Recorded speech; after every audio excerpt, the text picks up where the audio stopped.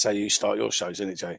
When you're on the fantasy EFL. Oh, no, it's not. It's when you do the space, isn't it? When you do the space at the beginning of every space, and I don't cut it out now. You just got to because you know what I like to do. I like to see the little thing go up and down. That you see the voice.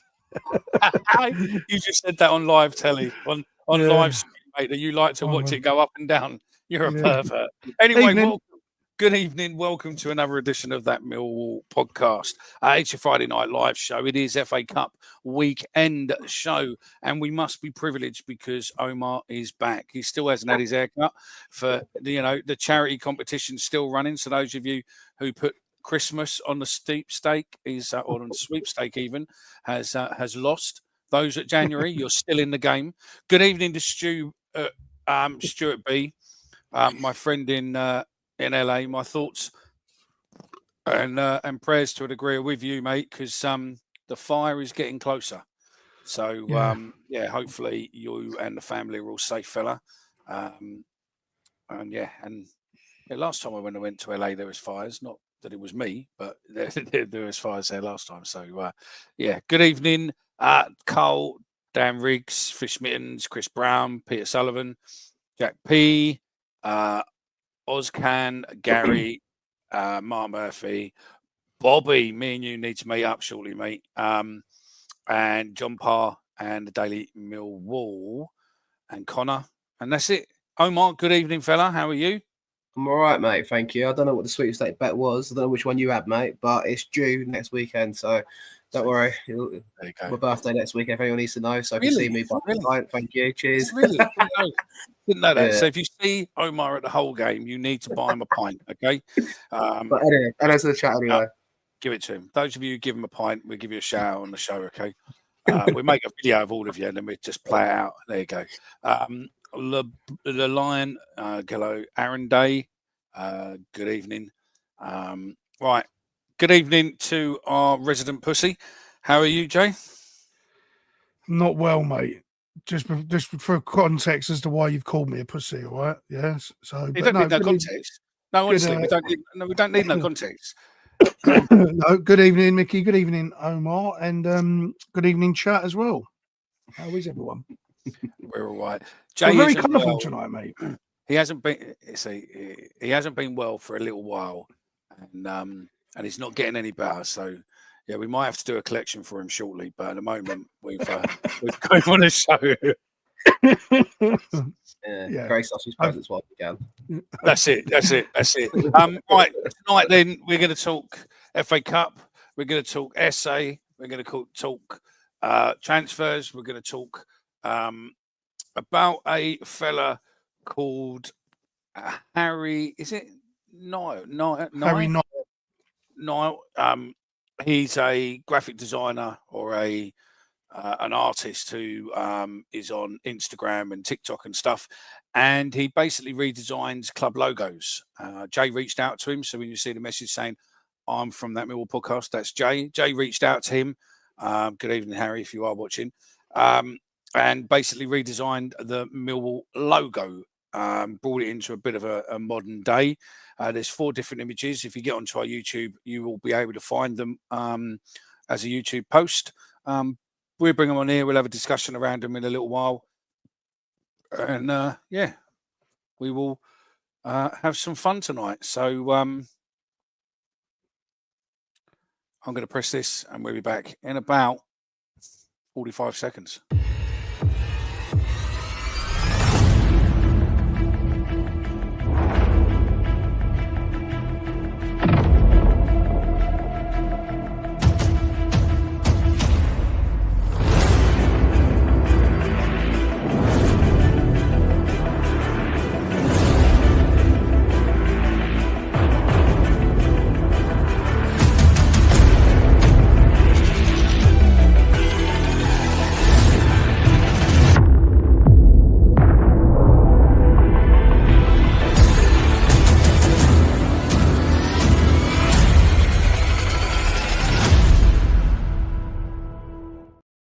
Hello, welcome back. Right, before we go any further, I need to set my stall out.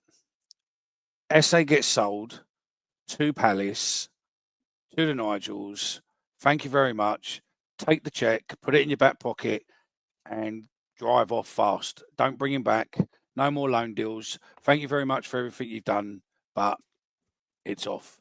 Take the cash, Esse. You've done well. Just go. If you want to stay till the summer, stay till the summer. But I don't want to sell you and loan you back. You boys? Why not? Why not? Well, first, why do you not want to sell him and loan him back? If it's just a question. Because it will go toxic. If he fucks up on one game or costs us, it will go fucking toxic and it will get ruined. No, We've seen it with so many people. And also, what's the point? You know what I mean? We live too much in like, oh, this player, that player. No, fuck it. He's left. Move on. You know what I mean? Okay. Well, so my answer is, I don't think people will turn on him. I don't think they should turn on him. There's no reason why, because he's earning us, 12, 14, 15 million pounds in revenue. He's come to us, signed with 20, us. 25, yeah. Who knows what that is? But listen, he's providing that to us, that asset. He's now, and if he comes back on loan to us for the rest of the season, then he's got a kind of 6-month swan song to try and do what he can for us. I don't see any problem here with that if that was the hypothetical. But just on plays for us, and I don't know, we do something and he breaks his leg. And then if he signed with Palace, mate, off you go. Yeah, but there'd be an agreement back to us, what probably says that if he gets injured, then the deal's off. So no, I don't. I doubt that would be the case. But also, I agree a little bit. But I think January is a tricky window to spend money.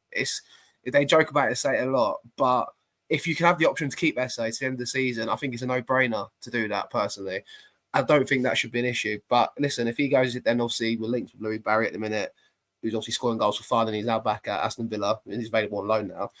We'll see. But I think with Esse going, I just think, firstly, I want to say, how mad is football nowadays, though? I'm trying to get my head around it. He's played half a season every game, and now he's worth 12 to 15 million pounds.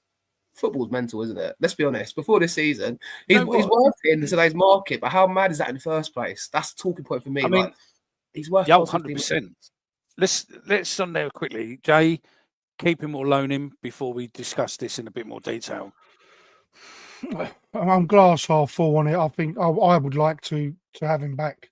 I really would. But there are fans out there I've seen on Twitter all day of fucking, if he goes to them, don't fucking want him back like it's his fault.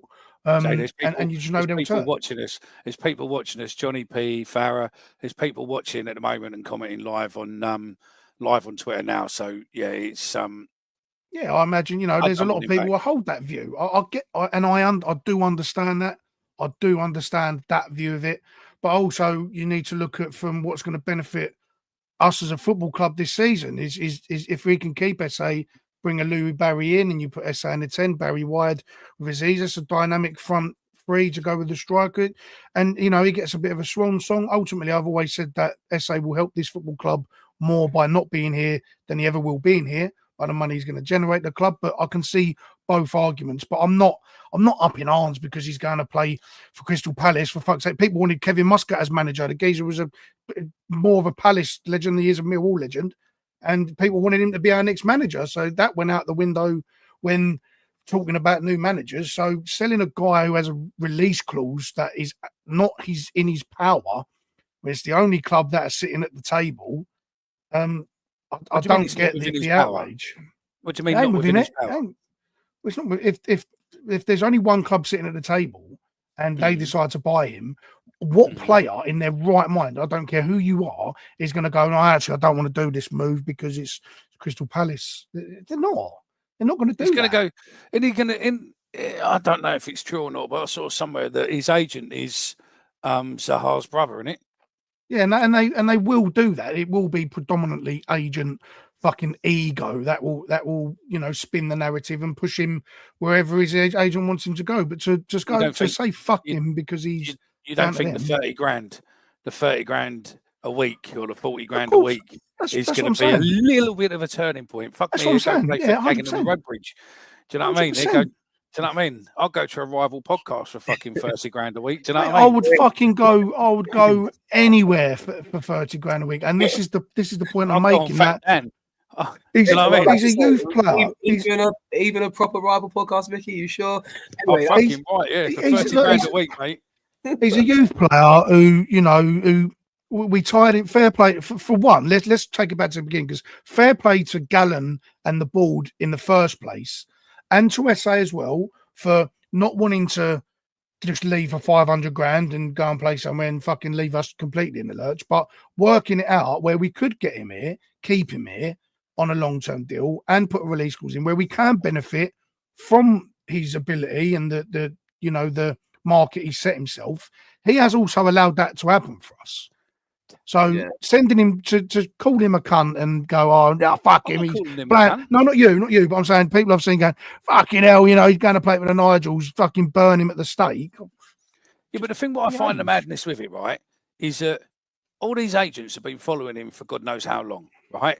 And they've been following him for years through thingy. Most of them don't think he's Premiership ready, right? Yeah, I agree with that. Hence why they haven't come in for him.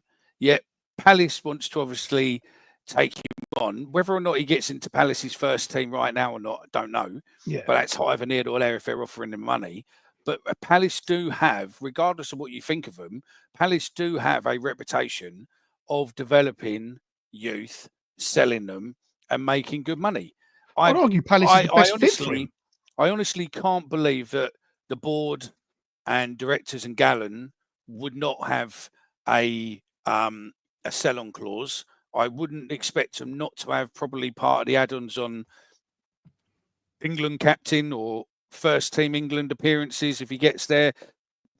Everything else, I don't think that the way with football is mental. I mean, I was speaking to a couple of agents this week, and some of the add-ons what can be put onto contracts are absolutely ridiculous. Literally, they can last for literally the entire length of the new contract. I mean, they're mad. I was being told about one player who remained nameless, who was like, if he plays so many games for England, that triggers a clause. If he gets into an England captainship, that triggers. If they win the European Championship, as in the under 21s and that, if they win that triggers. This triggers. And you just think like, look, at the end of the day, the agents are there. And someone else was telling me the other day, which I don't know how true it is, that the clubs are the people who pay the agents. Mm. So, I mean, that's separate as well. Let's say Esse is on $5,000 a week at the minute, right? Say, being rough, right? I've got no idea. But say it's on $5,000 a week. At the moment, his agent's getting £500 a week. Say if he's on 10%, he suddenly goes 30, 40 grand. Yeah. His agent's on a nice little payout. So good luck to his agent. No, and good luck to him. But when you leave, so I'll put it. The agent also this then, right? So 1 second, Jay. The agent also brokers the deal though, so he'll make the sign-on fee out of it as well. So, but listen, I think you got to say that fair play to his agent. SA started the season on probably minimal wage, went on to a decent wage, and then he's probably going to go on to 20, 30 grand a week. And Palace just took the risk on him and want to go for him before everyone else goes for him. So that's it. End of the day, and what you got to look at as well is, say for instance, you say Palace don't believe he's Premier League ready, and they want to get him out on loan. They send him back out on loan to the Championship. And he goes and plays for another Championship club, and he plays against us. Why would we not want him back on loan if we have the opportunity to do that? Somewhere where he's settled, where he can help us, rather than if they don't think he's ready. I don't think we are. Palace do not. Chance. Palace is not going to pay 14 million, 15 million, 16 million, 17 million, 12, whatever, as Bobby said there, right? They're not going to pay these amounts of numbers what are flying around and then go, all right, you can have him loaned. No, they won't. The whole reason they're buying him now is because they want him now. It's like me coming to you, Jay, and saying, I'm going to buy your car, but you can drive it for the next year. Yeah, or just nick it. That seems they're buying him for his potential, though, Mickey, mate. They're not buying him. Exactly. They're not buying him. So that's why if they loaned him out, you get it. I don't think they're not going to loan him out. From what I'm reading online, from what I'm seeing, I think they needed that position to be fulfilled because they sold Esse in the summer for 50, 60 million to Bayern Munich or something stupid. Yeah. And then Esse has now got that kind of clear pathway to try and get into the team there. Listen, he will get his opportunities there. I think on the Palace thing, for me anyway, it is disappointing. It's Crystal Palace, obviously, because you don't want to lose one of your players to Crystal Palace. I don't want him to see him do well, to be honest, there. I wish him all the best, but I don't want to see him end up scoring 20, 30 goals for Crystal Palace in the season. But then I suppose at the other end of that, if we do have a big sell-on fee, I'll thank him for it when he goes on 50, 60 million pounds to fucking Real Madrid. Do you know what I mean? You know what I mean? It's a double-edged sword a bit.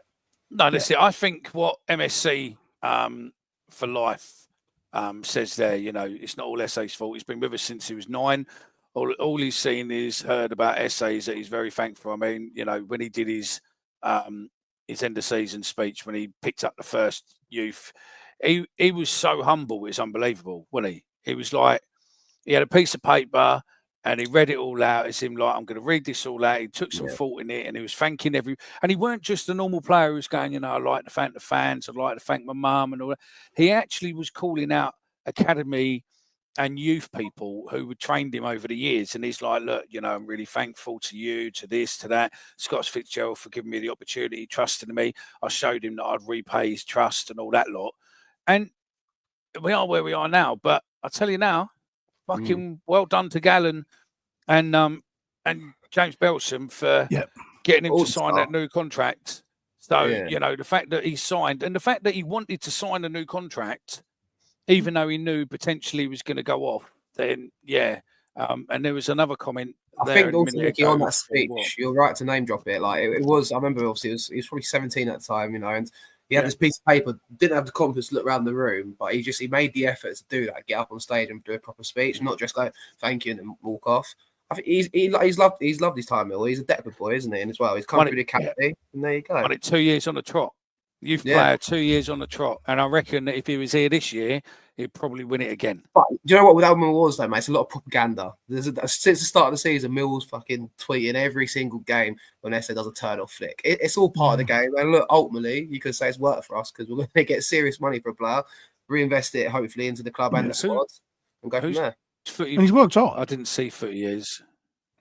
Yeah, he's worked hard for it. He's worked hard and he's grafted this season. He's been really good as well. I can't believe he's worth £15 million in today's market. I don't know how much it actually is, but I can believe it actually. But it's just mental that this is worth. I think a lot of it is the parameters around him. You got to look at he's involved in the England elite squad. He plays very well for it. He's young. There's a surplus, or not a surplus. Sorry, the complete opposite. I mean, is that there's this heightened interest in these inverted right wing type forward players that most clubs adopt that type of formation. Now you see it like the Sackers and players like that. That these players that cut in on their left foot, that play that higher attacking line, that seems to be the biggest need at the moment for successful clubs, and he fits that, and he is a model, a model player. He doesn't cause any problems. They look at his character and everything around it, and it seems like a no-brainer to spend that sort of money on a talent like that. You look at other amounts of money that are being spent on the same type of players. It's a good deed. Teddy Davis actually comes and says, reporting that it's a £14.5 million done deal when Esse won't be returning to Millwall. Yeah, some of us kind of knew the parameters around that a few, before. But look, ultimately this is a great deal for the club. It's a great deal for Esse, and we're going to be better off for it. And you've got to thank Esse for his hard work, but he is going to do much more for this club not being here than he will be being here, because we can reinvest some of that. Yeah, well, I think in a notoriously hard window, by the way. Go on, Mickey. I know, that's it. I think it's, I think it'd be, I think he deserves to be good for himself. But yeah, once you go, you go. Someone asked, by the way, what beer you're drinking. Oh, I'm not on the beer today. Next weekend. Johnny Pudent says, I'd love it if the Nigels got relegated. Talking about relegation, depending obviously before Potter went into West Ham, but West Ham's looking very dodgy this season. Hopefully they come down, because that'll be right. At least I think we get two good games next season. So yeah, it'll be good though, wouldn't it? Yeah, it would be good. When the inevitable happens, just hope we have a replacement ready and money invested into the squad. Yeah, I think they will. I think people are looking now. So yeah. On the replacements, I mean, we've also been. It is Louis Barry, isn't it? Right? Louis Barry, yeah. Yeah. So he's Bobby says who's that. I know he's been at Stockport League 2, then League 1, and scored 15 in 21 or 15. He's got so I follow him in the fantasy quite a lot because he is a prominent player to pick in the fantasy. He's one of the best players in fantasy this season. He's got 18 goal involvements, 15 games. Likes to come in on that off that left hand side onto his right foot. So if he did come in, you'd probably see Aziz switch to the right and Barry go on the left.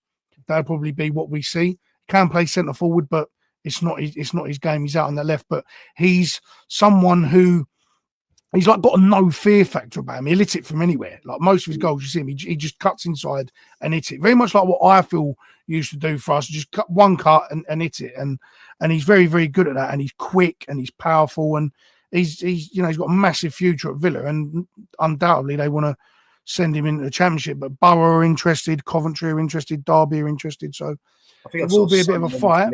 Yeah, Sunderland, Leeds. So there will be a bit of a fight, but he's probably the best fit for him is probably us. And I hope Villa see it like that, because he literally would walk into our team and hit the ground running in our system with what we can offer and how we play under and what Neil wants to do. He suits it down to a grand. So yeah, if you're looking for a mercenary, maybe a case where we could probably guarantee more game time. You know, these absolutely, have more options, don't they? And I think we can. Yeah, we're in a position where we're losing one of our prime talents. So if he goes, then it's like, well, there's an obvious void there to fill his position. And I think, obviously, like you said, maybe the other side of the pitch. But yeah, look, I think there's obviously some links out there. Is there any other names we've been linked with? I've not really seen many others. I don't think anything's popped out of the blue or anything, really, has there? I know of a couple of things that I can't say because it's not common knowledge yet, so I can't. But I'll let the chat decide. I'll let the chat decide what they think. But I think we need to be looking at a cam in disguise. I think we need to be looking at a cam. Gallen made it very clear that one position we was looking at was a cam. I think we'll look at a centre half and a winger. I think the winger will be Barry, but I think we look at the spine and we get 3 in. That'd be what I think. Daily Millwall was on the source that I always like. There we go. That's why not bring Jed Wallace. I love him. Bring him back. Bring him back. Every window I say it. One more hurrah, Jed Wallace. I like it. No, but I put a tweet out the other day and got a little bit of pelters for it. I actually think that Cam, the number 10, for those who don't know what a Cam is the biggest need in this team. I don't think it's centre half. I don't think it's left back or right back. I think Cam is the biggest sole need in this team. Even before Esse left, Cam is the biggest need, because our problem is in centre midfield, the link between defence and attack. We don't even though we lost Cooper, we haven't been getting pelted. We haven't been conceding 5-6 goals. We've been defensively still pretty good, conceding the odd 1 or the odd 2, but we haven't been getting pelted. So, and with Cooper coming back, I don't think that's the biggest need. I think it is Cam. I think that's where we go. I think we need a centre half personally for me. I mean, we do need one. I understand where you're going with that. I think probably Cam is, especially with Esse leaving, it's more of a priority to get someone in the attacking areas for sure. And we haven't replaced Fleming. But as for me, I think that's a big thing. I know that's the biggest thing there. Yeah. I think Fleming's goals and assists is commented at the bottom there by Ben the Beaver. I think that's right. I think that's a void that we haven't filled yet. And obviously the forward line, 30 goal involvements, Omar, in 2 years he was here, 30 goal involvements. And the forward line hasn't quite yet kind of providing much either. I think Ivanovic has got 2 goals. I think Langstaff's got 1. There's not many goals in that forward line at the minute, and so it's obviously a problem. Maybe you can say creating the chances too. So I mean, do you know? I think we lack a little bit of is not in terms of player. I think me and Dan Riggs had a conversation about it. Is the physicality? I think where Fleming was like a big Cam, an unorthodox Cam. I think we need some bigger players, because if you look at all our midfielders, they're all like 5'5". They're all little quick guys. There isn't really any height in that team other than Cooper. I think we need to get bigger, like a big central midfielder, a big Cam, and get a bit more aggressive. Because for a Mill side, that's predominant. We're known for being, this aggressive. So we're not really that aggressive. We're not really that physical. But we try with what we got. Yeah. But I think we need to get bigger. And Fleming was so good at being that hybrid where he was big and physical and put it about. We created so many chances from his physicality alone, and in that position, in that creative position. I think that's what we need to address a little bit more is the size of our squad. I think also he has some serious leadership in that front line as well. Yeah. He'd puff his chest out and get his shoulders out and be like, right, come on, let's go and take on the opposition. I think you've got Ivanovic, who's the obvious one that's kind of that tall figure, but he's quite slim and slender, I'd say. But like Coburn, the same sort of stature. Yeah, I think Coburn's more of a physical presence, I'd say. But you look at Ivanovic, it's not his game. I think he needs time. You want some guns, don't you? They might be big, but you want some guns, and Fleming had that. And I agree. I just think it was an interesting conversation that if you look at the height of our team and the stature of our midfielders, they're all the same. Even our strikers, apart from, like you said, Ivanovic a little bit, Coburn a bit more. Bradshaw, Ivanovic, Langstaff pretty much the same, and Nisbet wasn't much bigger. And then the midfielders, Billy, Honeyman, Caspar, they're all the same. And I think we need to start looking at size, physicality, strength, look at other attributes, because we have too much of the same in the same positions.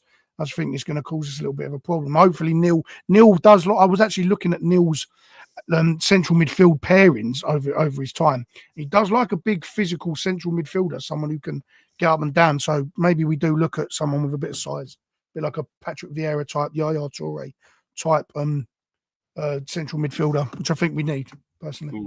For sure, no, I agree. Mickey, do you want to move on to a new topic? Yeah, what should we do? What would you like to talk now before we go into the FA Cup? Should we do these? We'll do this image. We'll take a break as such, and we'll play the video. So basically, you're going to see the video with the 4 images, and then we can discuss them. I can bring the images up in a minute. Yep, I've got them all 4 there. We can discuss them and go from there. So, yeah, let's get the right video, and we'll see you in about a minute. Have a watch, and you'll see what he does. So you can follow Harry on Instagram.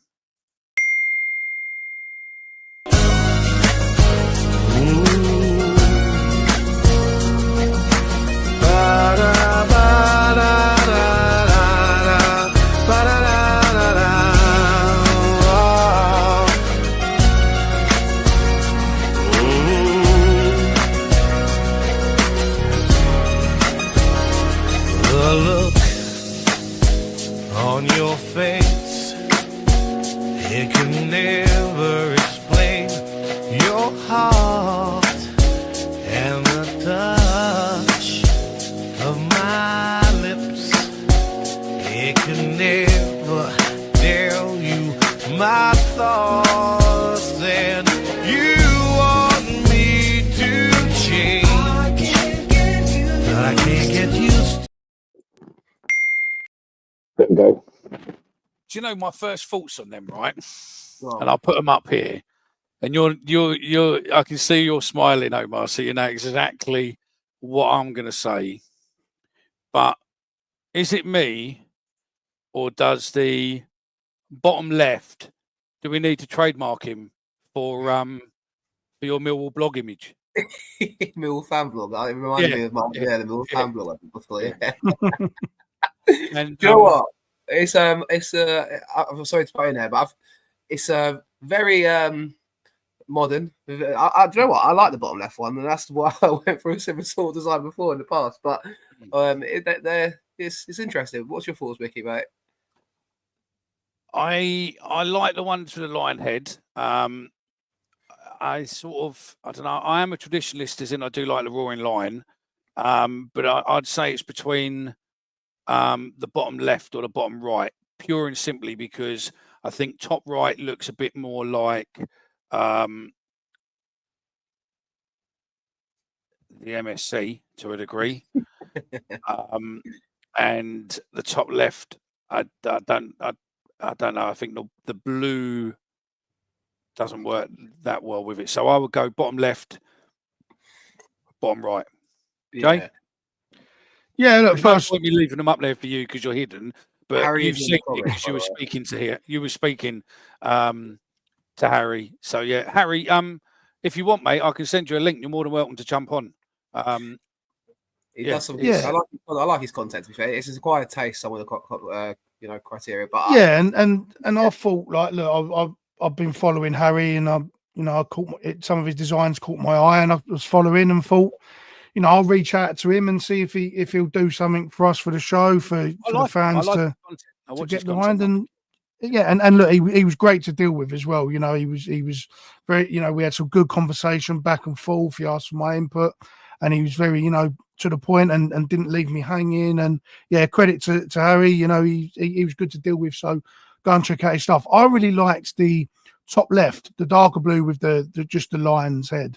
I think that's classy. I think they look clean. I think they're to the point. You can see the year, Millwall Football Club, just a nice crest. Not a lot. I don't like it when there's too much going on and you have to stare at a crest and go, oh, I can see that detail or see that detail. Yeah, I think they're clean. I do like them. Hope the fans like them. But yeah, I'll go top left or bottom right. So the two blues, the two dark blues. Yeah, it's as they say the modern term, utter woke nonsense. But no, utter woke nonsense.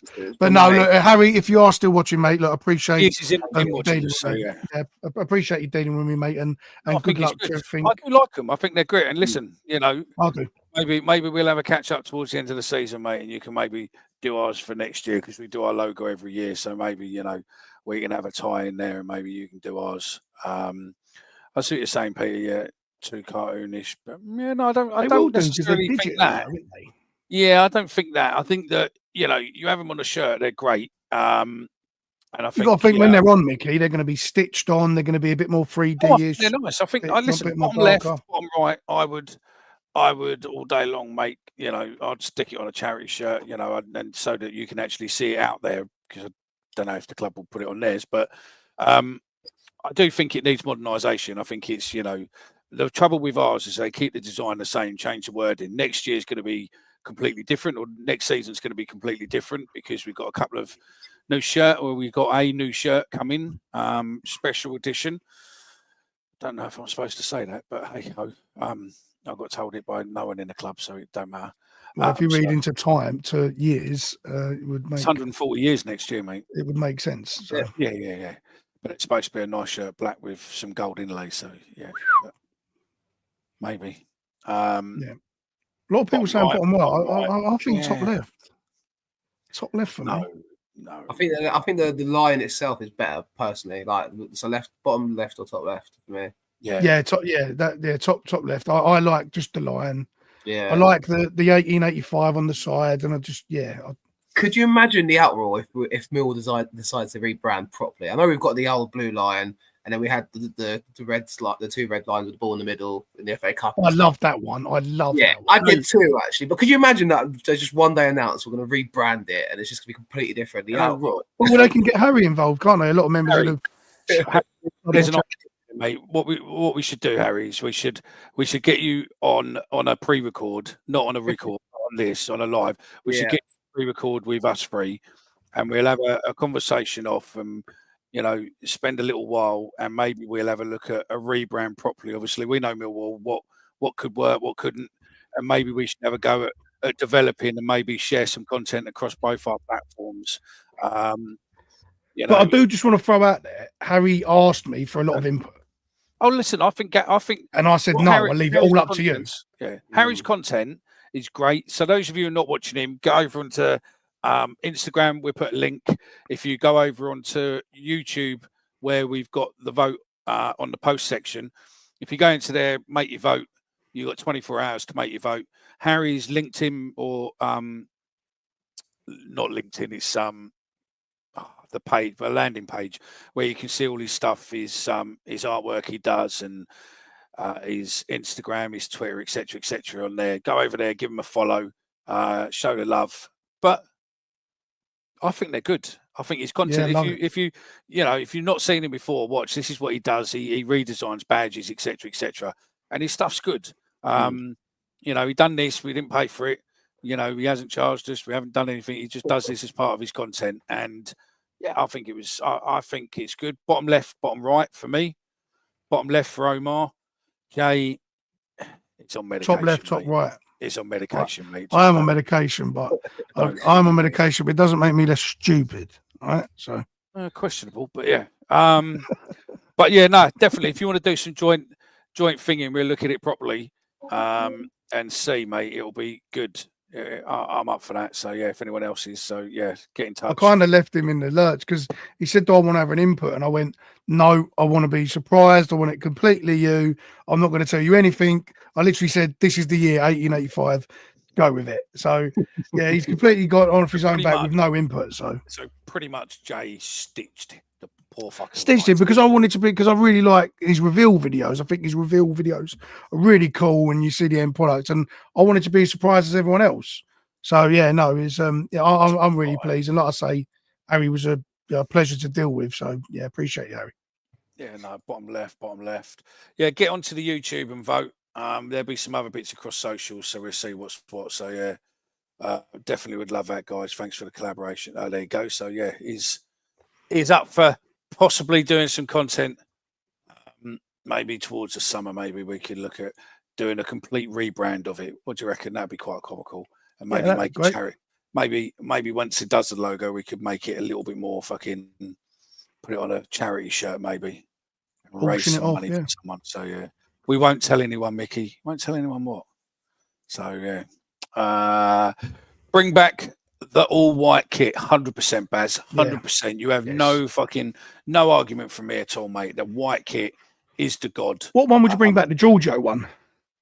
No, I two. I would bring back the Giorgio, but I would also bring back the kit from the 70s with the big Millwall badge. Oh, just the badge, yeah. The one with the red lions, yeah. Yep. Yeah, I agree. I would do. No, that would be good actually. One season, have the blue one. Yeah, just the blue in it. The blue with a little white bit and the blue and the white ones. 70s ones. Blue home, white away, wasn't it? Oh no, he's bang up for this. So yeah. No worries there. So yeah. Or I'll tell you what I saw. I was talking to my missus the other day about it, and I got it up, and it reminded me how good a shirt it was. Was the good night, goodbye Charlie Bright, and the yellow Giorgio. Yellow Giorgio. That's just class. The Giorgio era of kit. Do you know what I think? That I think it was discussed before with kits. If the team's successful, the kit speaks for itself. It doesn't matter what kit it is. It's like if there's a successful era, or you associate with good times. Like we always comment when the kit comes out, we hate it, we don't like it. But if the team's done well in it, like I mentioned the 2004 FA Cup, I mentioned the Giorgio, they always stick up in the memory because the team's done well in it. I quite liked our 125-year anniversary one, where we had just the dark kind of Dundee blue. We went back to that, didn't we? With all the fans' names on it, with all the players. Yeah, we had one-off game as well. That was the players' names. But I think that season in general was quite a nice kit. It was kind of gold trimmings a little bit. And then it was the Dundee blue, the CYC. So, as well. There we go. Then there's the content for the next international break. There you go. Sorted. I've done them before. I've got loads of videos across the socials. If you look further enough back, you'll find them that I went through a stage of putting all the 80s, the 70s, the 80s, and 90s shirts. So yeah, jump off there. You see that? I really don't know, but I was told that CYC stood for Chelsea, you cunts, all the time, and I've had it backed up by a couple of people, but I need the person who owns CYC, and I'll bump into you one day because I know you're over the boxes occasionally and stuff, and I know you had a bit of a fallout and all that, but I'd love to meet up with you at some point and ask you that question, because if it is, it's unbelievable. So that's it. So yeah. Should we move on to the FA Cup, the magic of it? Yeah, let's go. Just before we go, thanks, Harry. Don't fall over in the gym on the treadmill. Don't hurt yourself. And we'll be in touch. You got my number. We'll be in touch, and we'll put something together going forward. So yeah, Captain Morgan away was one of my favourite. Was that the green one? Yeah, is that the green Captain Morgan? Yeah, we've done it again. Anyway. Yeah. Anyway, let's go on the FA Cup then. FA Cup this Monday even. We are playing Dagenham and Redbridge, otherwise known as West Ham fans supporting them. There is allegedly 1,300 fans coming down. I reckon most of them are going to be West Ham. So I think it could be a lively evening if many are going. Last time we played them, they got us to a draw, and then we beat them on the replay. Dagenham and Redbridge haven't really had any luck in the draws. In the FA Cup they've been in, the last 7 they've been in, they've drawn 2 and lost 5. So it does give us a little bit of hope. But hey ho, we'll go over to Mr. Non-Fade first. Your thoughts? Do you know what? To be fair to them, right, Dagenham, I think they're on a good run in the FA Cup. I think they won away to Crewe, if I'm not mistaken, and I believe they. Why are you doing it like this? Why are you going, I believe, when you probably Googled it earlier on? No, I'm trying to. You know what I mean? I remember I read it up earlier because I do try to do some research, and then they also beat AFC Wimbledon. Yeah. So, that's what League 2 and League 2 teams they beat in the last couple of rounds. So they're on a little bit of a run. They've got their kind of underdog mentality a little bit there. They're 15th in the league, I think, when I checked this morning. So I'm not expecting. I think for me, I done an interview with the American podcast that you put me onto yesterday, and like this, what are you expecting? Like, obviously, when it's a third round of cup game against a lower league side, you're normally expecting wide changes, widespread, all youngsters playing, a mix and match, a drab atmosphere. I think the atmosphere is going to be poor. I don't suspect many people will be there. I bought my ticket yesterday along with my Luton ticket, so I'll be there for my sins. But I think what I suspect will be, I want to see something what Alex Neil's been working on this week with the players, to be honest. I want to start to see something start to form. We've not got a win yet under him. And admittedly, I've not been able to get to the last two games because I was away. But from what I saw of it, from I think we need that kind of confidence building performance, really. And I know it's against Dagenham Red Richmond in the conference, but I feel like we've got to try and get some momentum going in. This is a good opportunity to maybe make a few changes, get a couple of younger players in the opportunity for the new manager. But I think we need to get performance under our belts and hopefully win quite comprehensively. Are they coming into us with no manager? They sacked their manager on Boxing Day. They have a caretaker manager at the moment. And Daily Millwall raises an interesting point. Why is it the lower tiers only? Shit decision. Well, to be fair, I think it's probably lower tier because they don't really expect many to turn up. I do think it's bullshit. I do think it's bullshit with the way the FA Cup works. Because it's a 40%, it's a 40 split, and then 10% goes to the FA. You can't suddenly do a deal on ticket pricing as such, because it's like you've got to have it agreed and you've got to do this and do that. But realistically, this game just screams, doesn't it? Really, £5 or a £10, £5 ticket. Bring a kid for free or bring a kid for £1. It's these sort of games what would sit there and help fill it up. And also the fact that it's on a Monday is dog shit as well. So I think, I don't know. I think, was it £12? I think I paid yesterday with my season ticket. I think it's £17 if you're a punter turn up on the night. It does seem expensive, but what's cheap nowadays, mate? Do you know what I mean? I think I've always said the club should try and give away some tickets from these sort of games and get loads of schools in and get future generations there. But it's a cup games, the third rounds. We typically go all right in the FA Cup in modern times. We need a win. Let's go out and do it. Rob Quinn, now you're thinking like what the media do when they come to Millwall. They will look at the games, what they think will get the most activity. And but listen, I think they're going into this regardless of what the producers want, but I think the commentators what are going into it are good. I've spoken to one of the guys doing comms this weekend. Omar's probably going to be speaking to him over the weekend. Good evening, Adam, if you're watching. And they seem to be wanting to do their homework. They seem to be, keen and whatnot. And I think they're doing good coverage. And look, we can moan about where they're doing it because it's Monday night or they're looking at this. But let's be honest, it's fantastic to see the FA Cup back on free-to-view TV for a change. Do you know what I mean? Because it disappeared onto Sky and everything else. And I'm a big fan. When I grew up, and most of the older ones in here, I mean, I don't know, Omar, if you're old enough, whether or not you remember it. I don't know when it stopped now, to be fair. But I remember the FA Cup, 3 o'clock kickoff. It used to be on telly from about 9, 10 o'clock. You'd have the coach trip. You'd have the coach coming down the motorway. You'd have it coming into Wembley Way. You'll have it coming into Wembley. You'll watch the players come in. You'll go in the dressing room. It was a whole experience of watching the Cup, and and you got excited with it. Now, Sky comes in, 5:15 game, fuck all else. Just listening to overpaid pundits, and it's sort of ruined. So, listen, it might be on ITV4, but at least it's on free-to-air for a change. I actually said to the chap that I done the show yesterday, I was like, it's nowhere near comparable to Super Bowl, but the FA Cup final used to be a day. It used to be like an event. It used to be go around the TV and watch it. I do remember it. Obviously, we was in the FA Cup final, weren't we? And I do remember them as sort of memories of the FA Cup and the big kind of feel to it.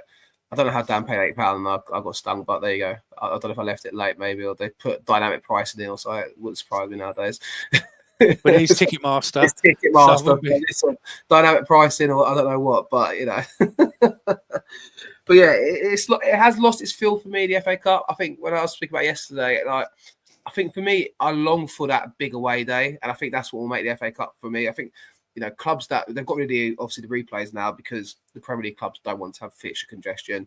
Listen, it suits us as well. If we drew on Monday, no one wants to have the replay apart from people like me who want to go to the game and watch it and tick the ground off. Don't get me wrong, but I think it's it suits the bigger clubs having their replays.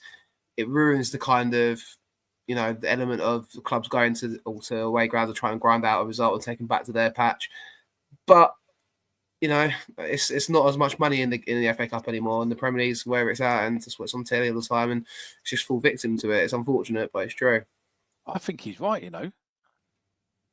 I think potentially it was us. Oh, that year with us.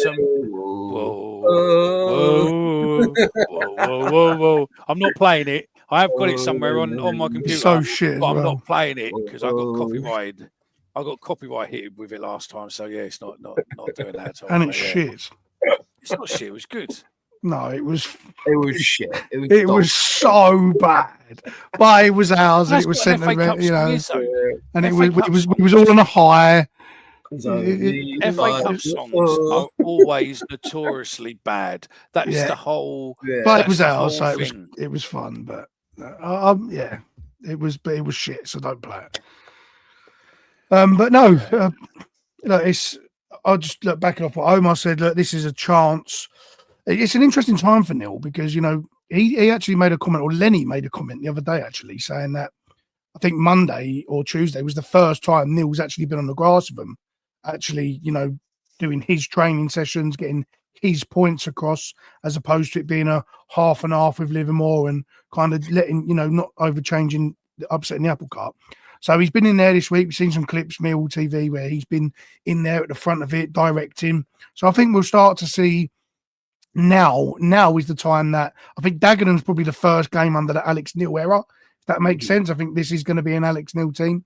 And, we'll see people like Mayer, Massey, Kelly, Cooper, Danny Mack, see some of the youngsters and kick on. Cooper's back in training all week this week. So's Danny Mack. They're both in contention for Monday. Scanlon is a little bit tougher because he's been in Liverpool and Neil hasn't actually really sort of sat down with him. So he's a little bit longer. But look, we're getting healthier. It's Neil's got a proper solid 7 days to coach them. So yeah, I'm looking forward to it to actually see what we look like under Neil. It's quite mad. Sorry. No, I was just going to say, I think it's mad that we've had someone outside Calman all week. And you know what we actually have as well?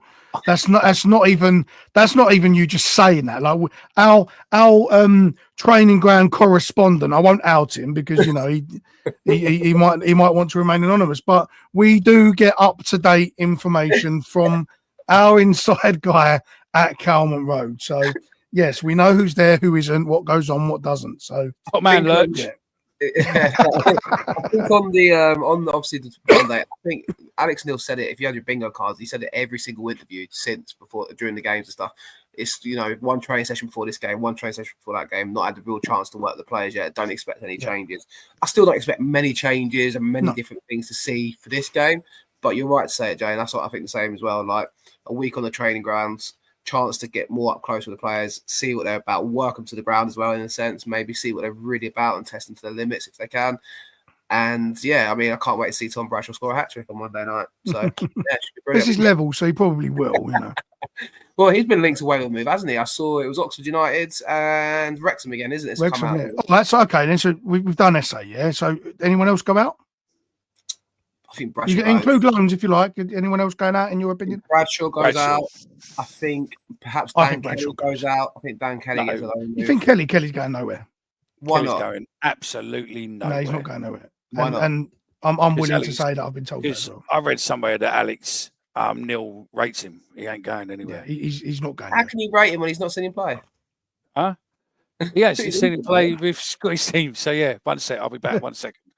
He's going absolutely. No. If there's one of them youth that isn't going, it's Dan Kelly. I want to see him get a chance, but I also want to see him get a run of games and come back in pre-season and hit the ground running. Because I think I do that as well. But you also he's injured at the moment as well, isn't he? No, he's injured. No, he's back. He's back now. Yeah. So I think that he needs that opportunity. But then we've not won a game yet, Jay, under the manager. And I know obviously you play the youngsters, but there's going to be pressure there at times to get these players in, but if we're not getting results and we're fighting down the bottom, it might be you loan to a League One side that's chasing promotion, get him the opportunity to play some games, and then come back in pre-season and go again. Because he had, it's been such stop starts for him since coming in. He played 45 minutes and a couple of cameo appearances from the bench. He needs the opportunity to play some games and kind of get used to it. He does. I agree with everything you said there. But also, you've got to look at the dynamics of our midfield, and he is the only one that is different out of all of our midfielders. He's the only one who's a true box-to-box. He's the only one that can get on the ball and dribble past players. He is the difference in that midfield, and the club are very, very high on him. I know from various people that they really, really want to get him involved. That Alex Neil really wants to get him involved. And, just on default of positional difference is a massive reason why he wouldn't go anyway. But if anyone's going to go out of that midfield, it'd be Massey. But with Kelly, right? And the thing is, I've seen the clips. We've all seen the clips. Until you see him in the team, you're not. I hate players. Do you know what I mean? And I just think he needs. I just think it's. I'd rather him learn his trade in a bit and have a consistent run of games for the rest of the season. He might get an opportunity here and take it and run on, and I'll be buzzing for him. But I just think it's a real kind of.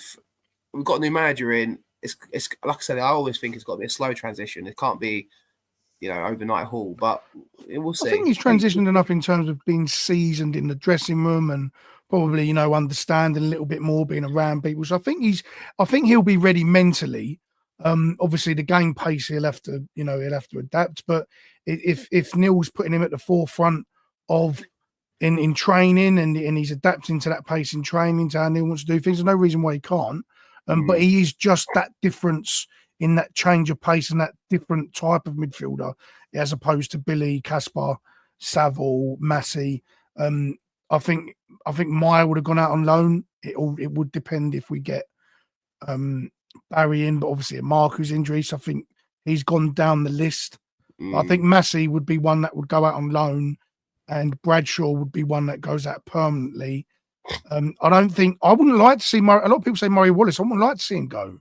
I think Murray Wallace deserves just as much a send-off at the end of the season as Sean Hutchinson does. People might shoot me down for that, but he's been an amazing servant for this football club. On the subject of Sean Hutchinson, did you see his prolific goal score? It was a great turn. I mean, I've seen milk turn quicker, but he turned and buried it in the bottom corner. See, Billy Mitchell's penalty more to the point, though. Now we don't get many penalties, but Billy stuck that straight in the bottom corner. So what Hutch was doing in the 10 in the first place, I don't know, but we need a 10.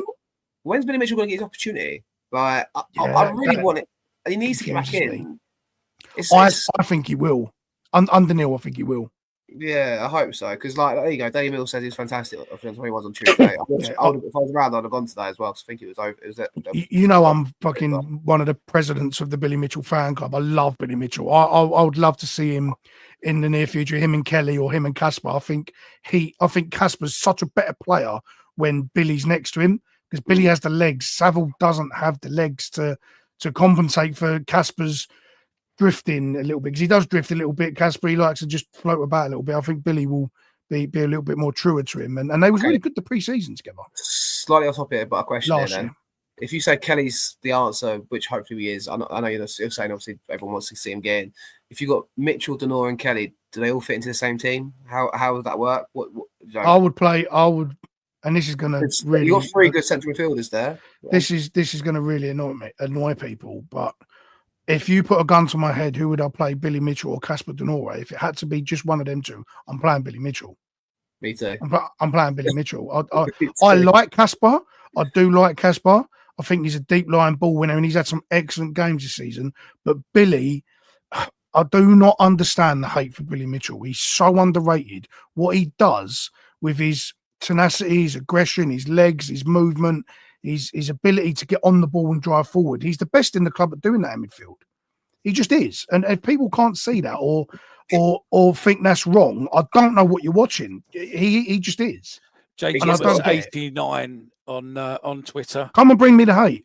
But you know what? I think there's a bring me the hate. When it's one of our own, it goes both ways sometimes. It can. You get the abundance of praise, but then you're also quick to very criticise them. I do think I can see a world though where you got the North sitting, Mitchell and Kelly either side as the engine. That'd be nice. That would be nice. And then you can sprinkle in, but then you've got one up front. Maybe have Coburn, and then you've got Aziz and Barry.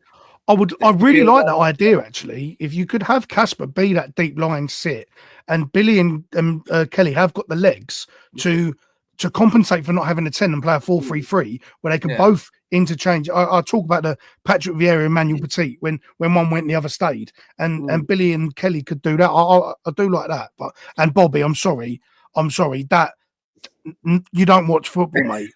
You don't watch football, Bobby. He doesn't. Some of the comments he's come out with tonight is either, sideways, too much, not having it, too much beer, mate, or he's just, he's mate. I'd argue Casper goes sideways more than Billy does, mate. With that comment there, right? Can we just clear this up for a minute, right? There was a story in a local. This just shows the world of journalism, okay? So there was a story in a local paper in Wolves saying that a player like Tango would fit perfectly into the Wolves team. Okay. So the local journalist, could be a bit like Gracie or whatever in a local paper, just saying this player would fit perfectly. Plenty of the local journalists have done stories like that.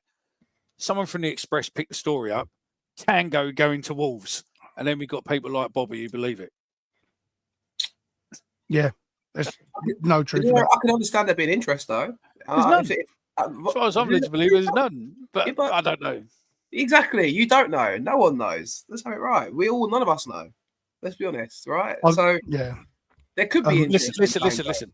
There's Alex Nixon who will jump on the opening of an envelope to tell you that Millwall's just about to open an envelope, just so that he gets there at one point. Not one media outlet who is respectable-ish has said anything about it. The only movement, the only noise what's been made is about Esse. Yeah. Well, listen, and that's it. And to be fair, that 14.5 million thing come from him, by the way. There you go. Well, listen, I think with us losing Esse, I don't think there is a need to lose Tanganga as well. That's for sure. And I don't think we will lose him anyway. He signed the contract. He's with us. There you go. So, I don't think we will lose Tanganga. But I can understand there being interest, especially from Wolves, who have got the depleted centre-half positions at the minute. And Tanganga's doing the best in the Championship. So I can understand if there is logical interest there. Yeah, no, I agree. And I agree. Where's your 11, man? What's your 11 for Monday? What's my what? What's your starting 11 for Monday? I think Roberts gets a look in goal. Yeah, 100%. Should we do what we normally do then? Do you want to go around and do goalkeeper, back forward? I hope it's in the chat as well. Let me just do a quick comment and I'll pin it on there as well. Who starts in goal on Monday? Right. Comment in, everyone. We're going to do our chat and we'll get your comments up. Who starts in goal on Monday night? Yeah, well, Roberts. Definitely Roberts. I think Roberts gets an opportunity, right? I mean, I liked him in pre-season, and I was watching back my predictions for the season. I've done it with a few of the other boys that were on the pod in the past that have not made it on in recent times. But I did say I fancied Roberts to get an opportunity and stay in the goal. Obviously, Jensen's kicked on, and after a shaky start, you could say he's been unbelievable. But Roberts, what I see of him and his pedigree, League One, played 43, 44 games last season, I think, for Barnsley. He's a good little goalkeeper, I think. It's a shame, but he's waiting in the wings, isn't he? So I think I'd definitely start him, and I think everyone's agreeing in the chat by the looks of it. But then is there an argument that he plays his strongest team to get a result Monday, guys? Everyone's saying, what you call it? I know. Everyone's I agree that I agree he will get his shot, and it is. And if I was Jensen, I'd be a little bit concerned because it is against a League Two struggling side or whatever they are, struggling side. And if he does have a worldie, I don't expect him to because I think they won't attack us that much. I don't think they'll cause us that much bother where he's going to stand out. I think he'll have a clean game. I think we'll win the game. But I do expect Roberts to make a good claim for himself because I think he's a good keeper. I think so too. I think he needs his opportunity to at least have a game, and supposedly, so you'd think he'd have a couple of games. So we'll go on to the back four next then. Who would we have at right back on Monday, guys? Joe? It'd be Danny Mac. Do you think? Yeah, I think Danny Mac. Mickey? Actually, no. I'm going to change that. Wes Harding plays at right back. Yeah? Yeah, he's predominantly a right back and a centre back for Rotherham. Played there a hell of a lot. You think he's going to play Danny Mack, who's back in the fold? Yeah, because I don't think Joe Bryan's going to play, and we don't have no one else. So I think Danny Mack will play left back. Fair enough. Yeah. I mean, Scanlon's at training though. Is he light training, or is he back? Yeah, he's not going to be back for the FA Cup game. Okay. Mickey, I'd say Danny Mack, but I'd also go. Yeah, I would go. I would put Harding in as well, but yeah, do Danny Mack left, Harding right. Or Danny Mack and then centre, yeah. But I would put Harding in. Fishmitten says Danny. Dan Riggs says Harding. Paul says Danny. Mark says Danny. So does Chris Brown. Leonard from Peter Sullivan. Danny from Connor. And we've also got All-Line, Danny. Mark Falls says Danny Mack. How many changes from last game can you make? I think you can make as many as you like in the FA Cup, if I'm not mistaken. I could be wrong. I think you change it at half time, I think. I think in the EFL Cup or the EFL Trophy, I think you could have 8, yeah. Yeah, I think you got to have 8 that were involved in the last match day squad or something along those lines. But I think the FA Cup, I don't think there's as many restrictions, I'm pretty sure. Because the big clubs doing it from the early doors, so I don't see it happening. But yeah, okay, let's go on to left back then. You think Danny Mack's going to play left back then, Joe? Yeah, that would be what I first think he'll go with, because I do want to see Harding either or that. It'll be Danny at right back and Muzzer at left back with Harding in the middle. But I do think Danny Mack will be at left back. Yeah, I think is Scanlon definitely not going to be available. Surely, I don't know if he's back in training. Alex Neil said he's behind Cooper and Danny, who are both, and now maybe that's changed. He has been at Carlton Road this week, Scanlon, so maybe that does change. But yeah, from the fact that Neil said it's been difficult with regards to Scanlon because he's done his rehab in Liverpool, he hasn't really the chance to properly sit down. So maybe he won't, or he might feature. But yeah, I don't know if he'll start. I like this shout just for the old time's sake, Mickey. Wallace, a couple of people said it as well. Mark Murphy says it. Big Mother from Connor. And then you've got Scanlon O'Brien from Chris Brown and Brian surely. And Dan Riggs says Wallace at left back too. Do you know? I remember that League Cup game. I think it was against Cambridge at home or someone. Murray was on 2, and then he hit the crossbar for a hat trick or something along those lines. So maybe that's it. Maybe go Wallace left back, Danny Mack right back, and then Harding. And Hutch. Let's have it right now. Listen, Murray was at left back is going to get ripped to pieces against any pace. So I don't know who. Oh, actually, no, I don't think it will. I think it'd be Hutch and Cooper. I think Cooper plays. Cooper gets his opportunity, I think, to play. Yeah, I think Cooper plays. Cooper and Hutch. Cooper, Hutch, Harding, and Danny Mack. If not Danny Mack, then Wallace will fit in at left back because Cooper will be able to play next league game.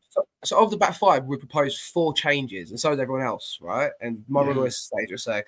But then, like I said earlier, we want to see something progress. We want to start to see what Alex Neil's going to bring us, right? And I know you work on it in the training ground, and it doesn't have to necessarily be in the match environment, but maybe that's just dispelled a lot of things there about us saying we want to start to see that kind of. Yeah, but also if you look at his recent comments and the recent games and Ryan Leonard's comments, like that team has not been changed that whole Christmas period. We've been flat out, and they desperately need a rest. Like. Desperately need a rest. Lenny even spoke about it, saying how tough it was that, the likes of him, Sav, they all need a rest. I do think Neil just changes it up and gives them that solid 2 weeks rest. I really think he does, because he will want the opportunity. He's seen these guys in games already. Although he's not been his team properly or his system, but he's seen these guys in game. He's not going to have seen Cooper yet. He's not going to have seen Danny Mack yet, Harding, Hutchinson, all these players, he hasn't seen them in the live fire yet. So I think he does make like proper wholesale changes. 1, to give a rest, and 2, because he just hasn't seen them. Do we want a cut run though? Is that not important this season? I don't think we're going down. No matter what team we play Monday. 100%. We ain't going down. We ain't going down. So why not have a cup? He actually did speak about that, Neil, saying, this club has been very good in cups, and it has been over the last sort of 6-7 years. It hasn't been. So, let's go for it. So I expect us to go out and try and win the game.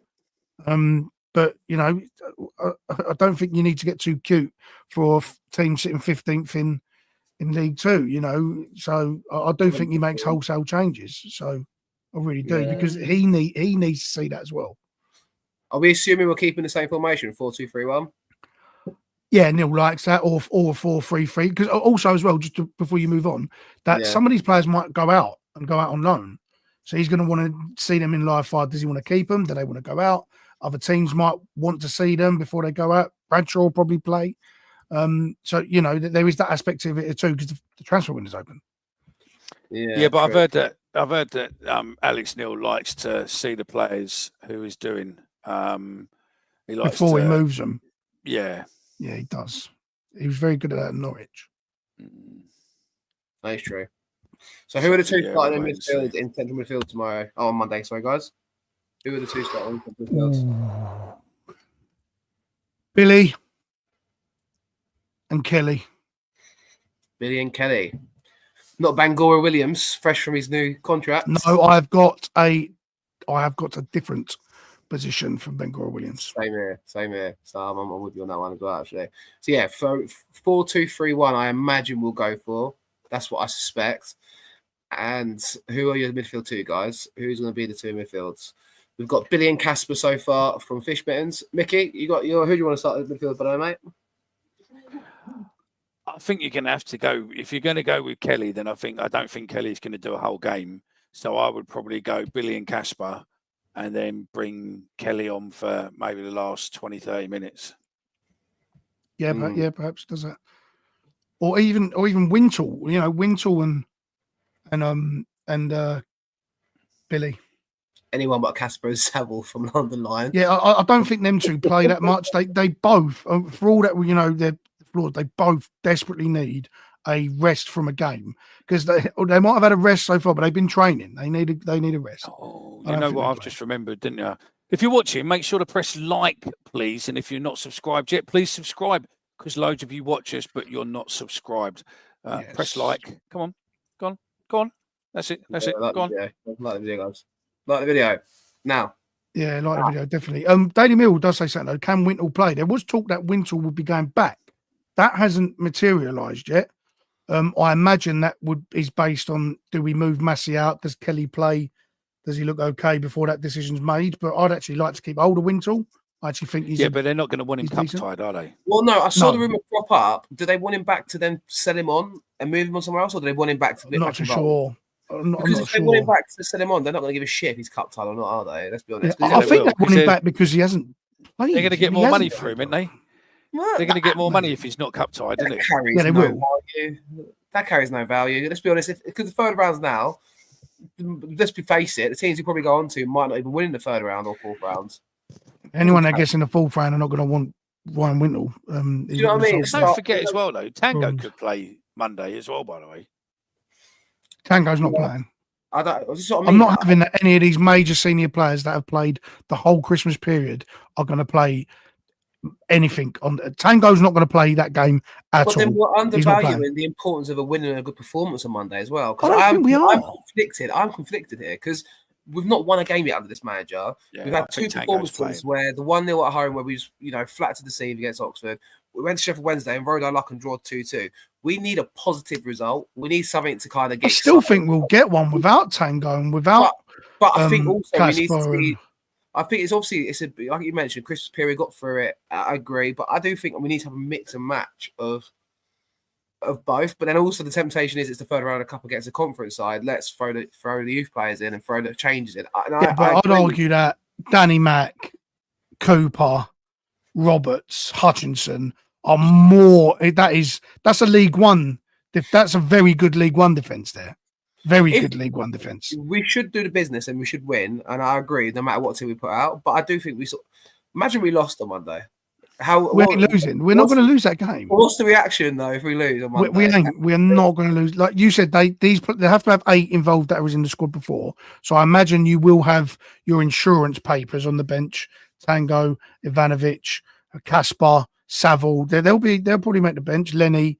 They ain't going to play. I love this comment from Chris Brown, right? Keep a strong bench. And I agree, first team in case it goes tits up. But yeah, we're very known for being prolific and creating loads of chances and scoring loads of goals. It goes tits up.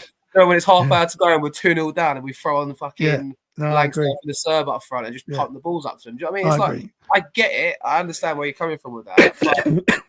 But there's no like emergency button to get us out of it. No, get out of jail free card is leaving to go to fucking Crystal Palace. Do you know what I mean? I honestly think we're fine. That's my midfield too. But also, I'm conflicted because I think we need a good performance. We need I agree.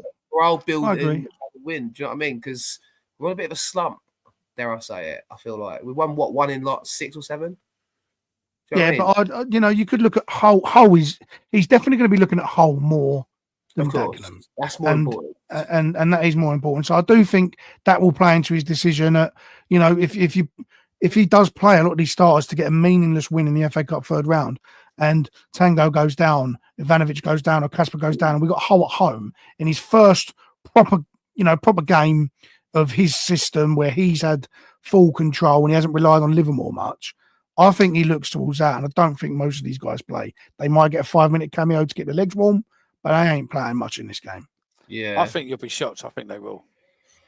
No, I think we'll have more in that team than you think. Oh, they'll be in the squad. No, it's in. And some have to play regardless. I think he'll play him just to stamp his authority and just go right. You'd have 5 subs as well in the FA Cup still. Yeah. So what we're saying, like, strong first half, 3-0 up at half time, job done, make 3 or 4 changes. Give people a run out. Last time we played them, we fucking drew with them at the ground, didn't we? Yeah, well, then we beat a 5-0 at home, didn't we? So we should do it. Yeah. Go on in, mid your front, not your front 4, but your 3 in behind then. 3 in behind the striker. I would have. Chris Brown comes up with a good point there, by the way. Remember Reading's youth team. Of course, we can't lose. Exactly. Yeah, but this is Alex Neil now. This is different. I can't wait for the space after the game, mate. If we do get spanked, because Jay's going to be ruined. I would play Femi Aziz, Bangura Williams in the 10, and Mayo on the left. Give Mayo an opportunity to have a game. I would. That's what. I don't think I'd play Watman actually. No, I'd go with Aziz on the right, Bangura Williams in the middle. Why not? He signed a new contract. He's going to be fucking buoyant and carrying that kind of excitement. If he doesn't feature from the start, I think he'll definitely get off the bench if we're in a comfortable position. And then I'd have probably Mayo on the left, I think. Yeah, I've gone the same. I think Aziz plays. He got that illness, hasn't played much on the nil. He'd come on strong. I think he's fit. So yeah, Aziz will play on the right because he will ultimately want to test him on the right, because we are probably going to have to move him over there to cut in on his left. And I think Mayo on the left and Bangura Williams in the team. Us 3 both went and saw Bangura Williams down at Cray, and he was in that 10 position. He was brilliant. But what he was really good at was, while he was playing in the 10, he dropped deep into the 8 role, picked the ball up, and he drove at Cray. And I know it was Cray, but he drove at him. And he excites me that he could be that link. He could drop deep and have the legs to be that link. So yeah, Bangura Williams in that 10 for me. He was good at Cray though, wasn't he? He was very good. He scored a weldy and all, didn't he? As a weldy, just wrapped it, didn't he? Top bins. I've seen 3 or 4 games. He's always stood out for me. He likes to get on the ball, likes to kind of travel with it as well. He reminds me of Esse. It does remind me of Esse a hell of a lot. I think he looks a better finisher than Esse. I think he's more willing to crack one top bins, hit one from distance. I think Esse is a better ball technician with a ball at his feet, but Bangura Williams likes to just drive at people. It's a bit bigger built as well, isn't he? He's a little bit solid. He's a little bit more solid as well. So Yeah. What's that? You, Mickey, you're 3 behind the front man. I would honestly look. I think Mayer needs to have a go. I personally would look at putting. I'm going to say I want Langstaff on the wing to see Langstaff. If we're not going to give him the service, where he is, then allow him to go out on the left. That article I put up earlier is him explaining where his best positions are and how he does it, and how that he had to change his style of play when he went to Notts County before he could start hitting it. And I think that he's a multiple player what can play left wing, he can play number 10, he can play, as a striker. But if you're going to play him up as a striker, then at least make sure that he's getting service, because you're not giving him service, he ain't going to score. Yeah, agreed. So you'd have him on the right or the left? I'll probably, I don't know. I don't even know what foot he is. What foot is he? I'll probably go left, to be fair. He's right footed. Take him on the left. Why have Mayer on the right and both of them cut in? Yeah. So who'd you have in your 10 then?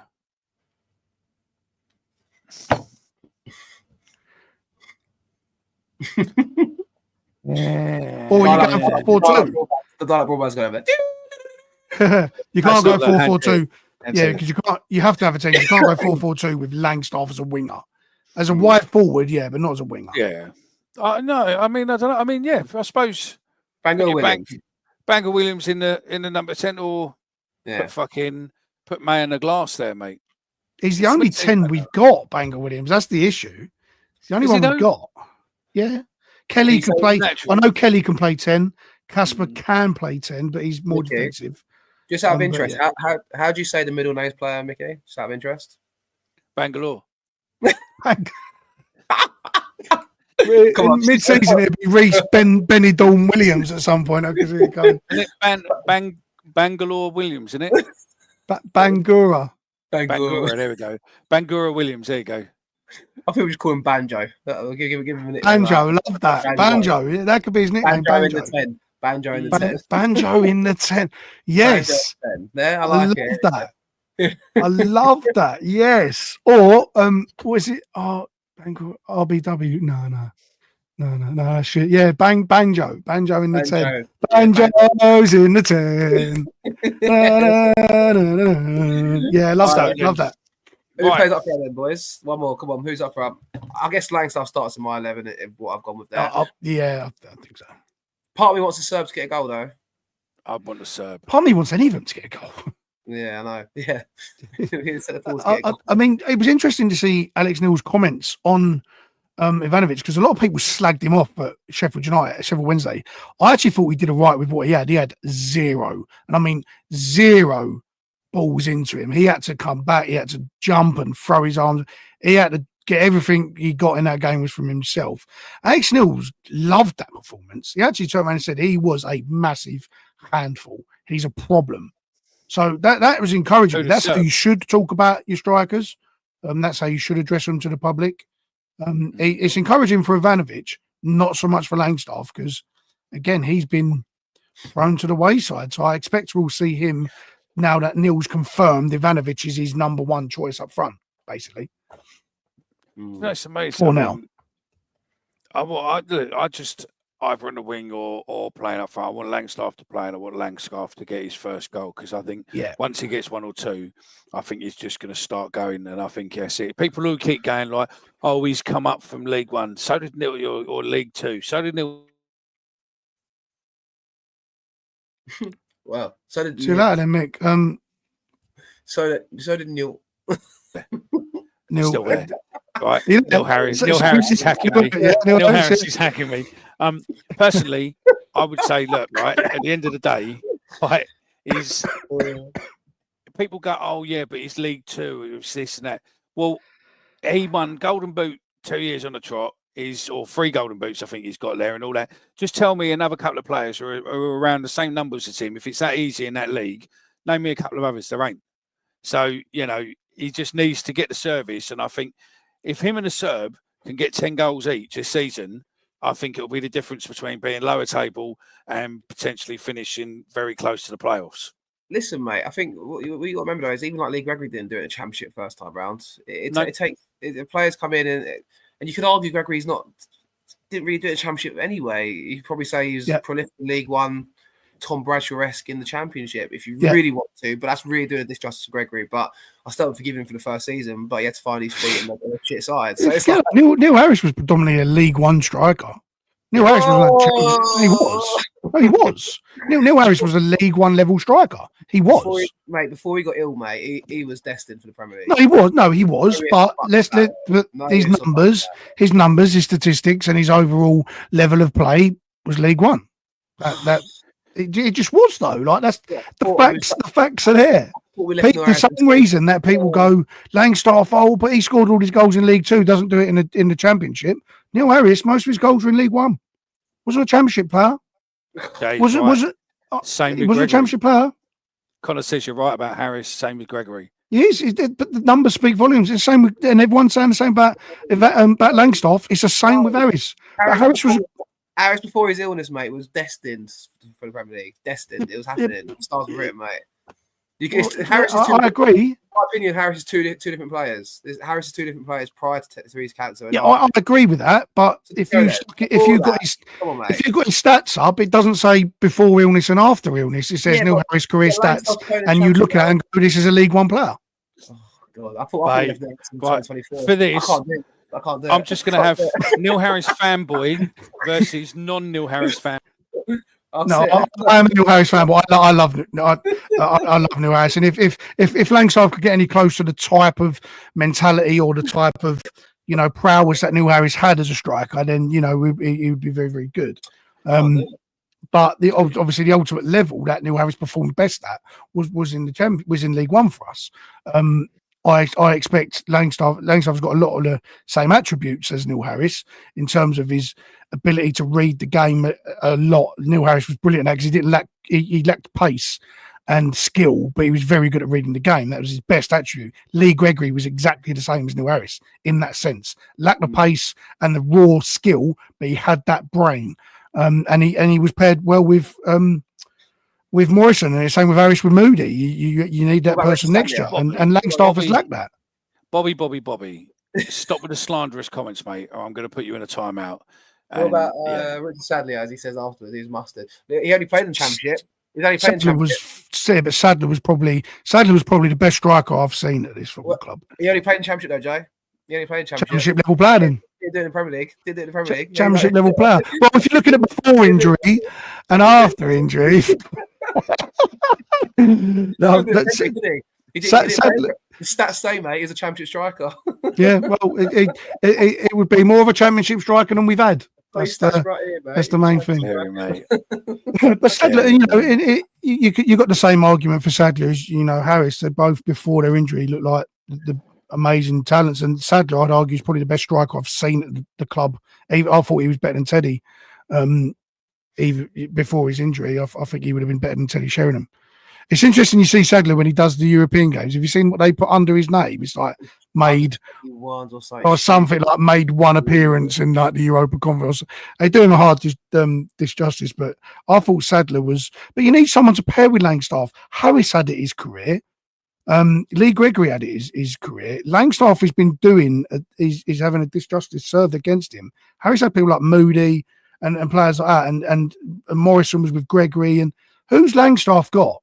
Who's Langstaff got to match that Harris or Gregory energy? He hasn't got anyone next to him. He hasn't got that. Harris couldn't play up front on his own. Neither could Gregory. You could say, I want Langstaff to succeed before I say this, but you could say Langstaff had the manager in there that knew what it takes to succeed at Millwall. He didn't play him. So... Yeah, no, 100%. But then you argue, why is a striker, why is a former striker, a former top goal scorer at the club, playing him up front on his own when he's meant to have scared him all year and watched how good he's been playing in the system with a two? I think, you got to I want Langstaff to succeed, but if Mickey, can't hear. You can hear me, mate. I'm there. I feel like just starting to put some music underneath the back of this. All music now. You're all fucking madness. Because you're fucking. Can you get back in your box and behave yourself, please? Yeah. What'd you say? You don't. Can you get back in your box and behave yourself? Listen. Yeah, all right. We're professionals, all right. We've got shows. No, I would just like Langs. I agree with Mickey and a lot of the chat. I just think if before we judge Langstaff, we need to give him the best opportunity to succeed. We did it with Gregors and Harris and others before. Yes, but what I'm saying is you can't slag someone off who you haven't seen play. Yeah, agreed. Okay, adverse to that, you can't praise someone you've not seen play either. How do we know these players are the answer? Yeah, no, I agree with that as well.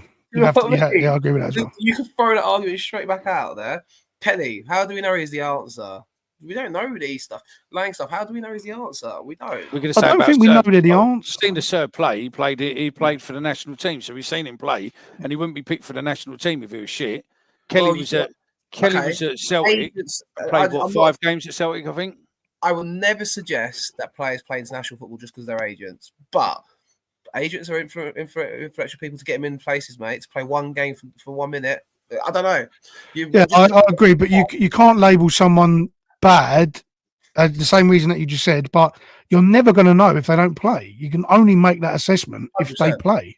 So I think the FA Cup is a perfect opportunity to see Kelly, to see Massey, to see Mayer, and to see Langstaff. Maybe Langstaff lights it up and in a different system, in Neil's system, against opposition that he's done very well against in his previous clubs. Maybe Langstaff absolutely lights it up, gives him a bit of confidence.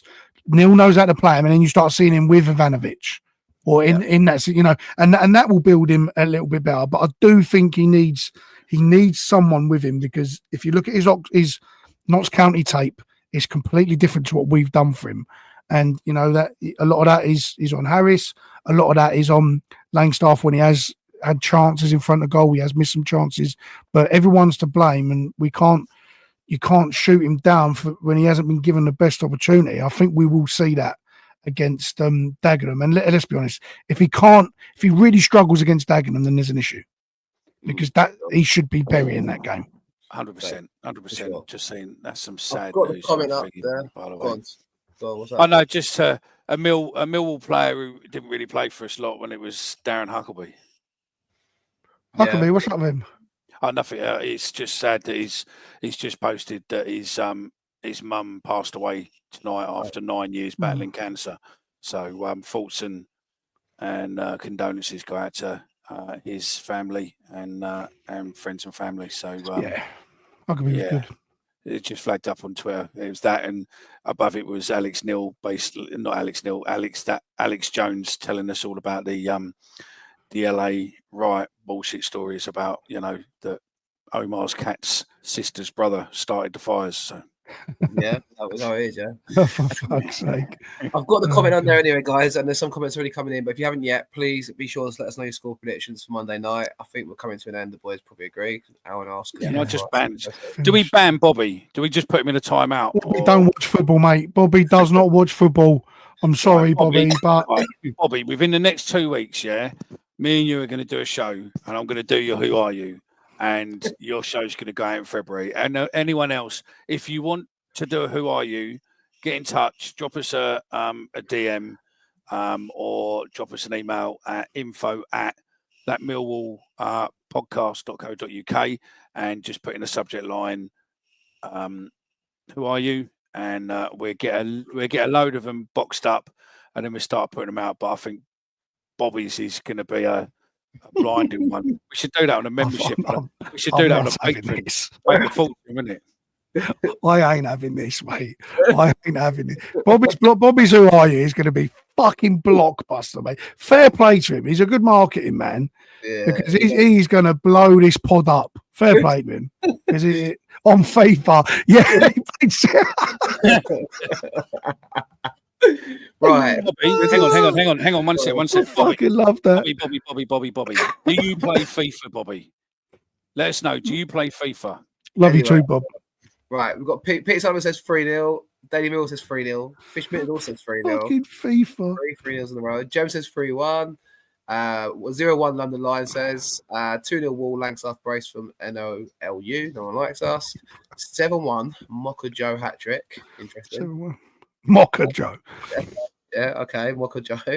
1-2 Dagenham Redbridge was obviously 3-0 Wall from Dan Riggs. 2-0 if we turn up from Chris Brown. We turn up. Yeah, I mean, fair. 4-0 Millwall from Connor. And that's your predictions. 4-1 from Teddy Davies too, who's a frequent comment on Twitter.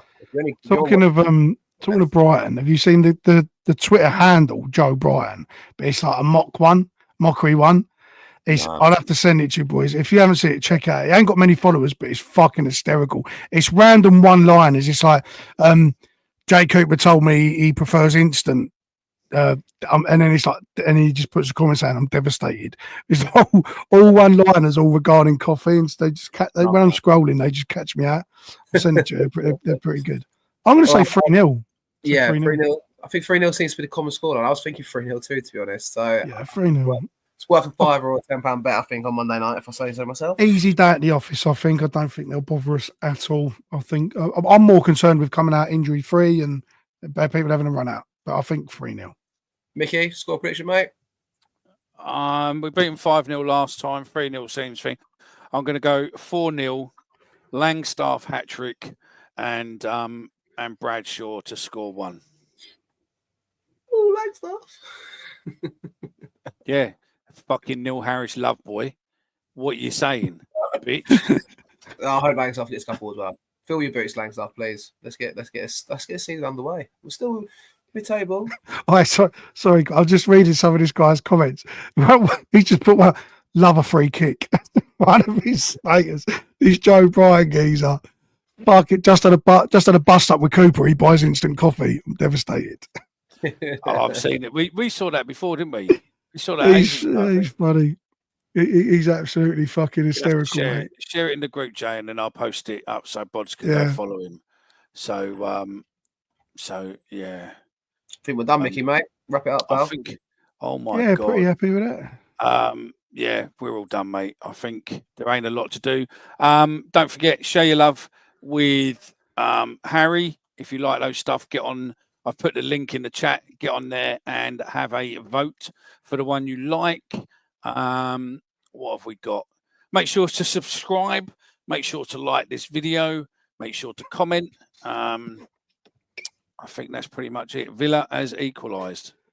Oh, love a free. They're playing tonight. I can't remember. I don't. It's FA Cup business today. FA Cup. Aston Villa, West Ham, mate. That's it. And you got. Potter's in charge, isn't he? And Moyes has gone back to Everton. Is that been announced? Yeah. Been announced. Yeah, Sky Sports. We might as well do an Alan Nixon now, haven't we? Because like everywhere's reported, but no one's actually reported it. So we're just going. No, Sky Sports News put it out about Moyes. Do you want me to give you an exclusive, Mickey? We are. Congratulations to Esse going to Crystal Palace. Congratulations on the fee of £22 million plus add-ons, plus a 25% sell-on fee. Absolutely fantastic. Thank you very much. You forgot the other add-on. The other add-on was they've also Crystal Palace have agreed to pay West Brom for us to sign Jed Wallace on loan for the rest of the season as well. There we go. There you go. You've heard it here. No drugs were affected during this broadcast, and yeah, that's it. So it's been a difficult show this week, considering that 10 to 8 or 5 to 8 this evening. I can only handle an hour. Oh, fuck off, mate. Have a day off, I'm telling you.